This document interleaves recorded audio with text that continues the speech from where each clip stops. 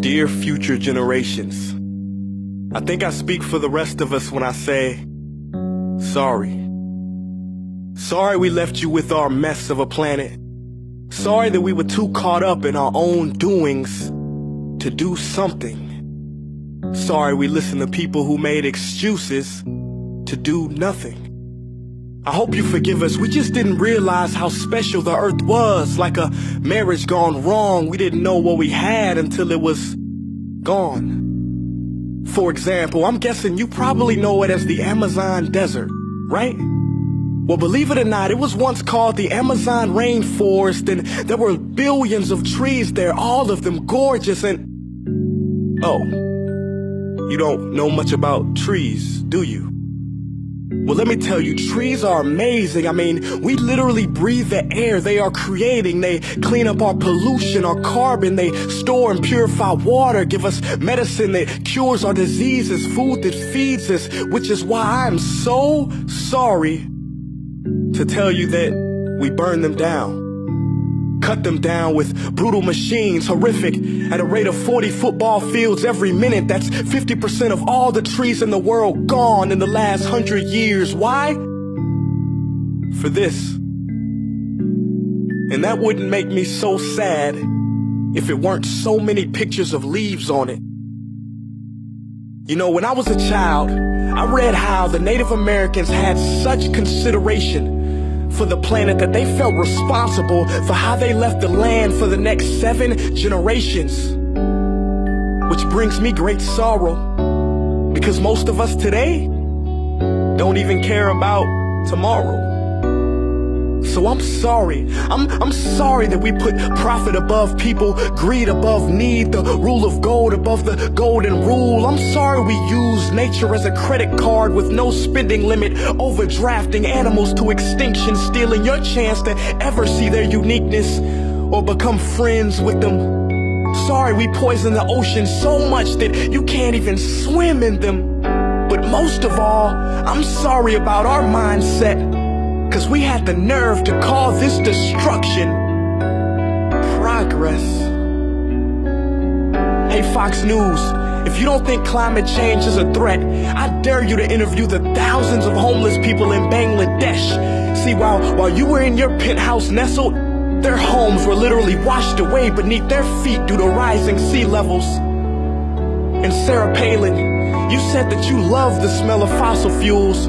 Well, I urge you to talk to the kids of Beijing who are forced to wear pollution masks just to go to school.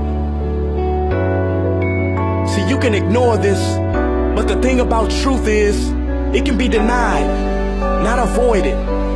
So I'm sorry, future generations. I'm sorry that our footprint became a sinkhole and not a garden. I'm sorry that we paid so much attention to ISIS and very little to how fast the ice is melting in the Arctic.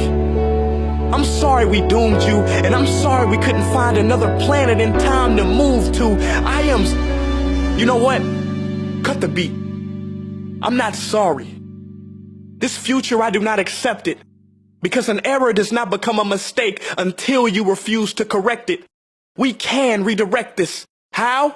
Let me suggest that if a farmer sees a tree that is unhealthy, they don't look at the branches to diagnose it, they look at the root. So like that farmer, we must look at the root, and not to the branches of government, not to the politicians run by corporations. We are the root, we are the foundation. This generation, it is up to us to take care of this planet. It is our only home. We must globally warm our hearts and change the climate of our souls and realize that we are not apart from nature, we are a part of nature. And to betray nature is to betray us. To save nature is to save us. Because whatever you're fighting for, racism or poverty, feminism, gay rights, or any type of equality, it won't matter in the least.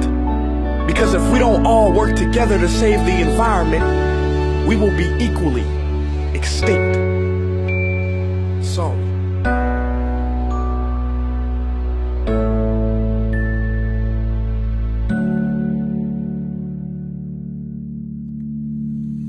Hey guys, for the past several weeks, I've been here in Africa, the heart of Africa, witnessing the horrific destruction of the rainforest, which inspired me to write this piece. Why are forests being destroyed at such an enormous rate? For this. Today we live in a world where destroying trees makes you money. So what can we, normal people, do about it? One way to directly fight the destruction is to stand for trees. By standing for trees, not only can you save the lives of trees, help forest communities, and protect the rights of animals to live in their homes, but you will also balance the amount of pollution that you yourself give off with your everyday activities, making you a part of the solution and not the problem. This is the option that I chose. But whatever way that you choose to stand for trees, do it. Because a wise man once said, when the rivers are all dried up and the trees cut down, man will then realize that he will not be able to eat money.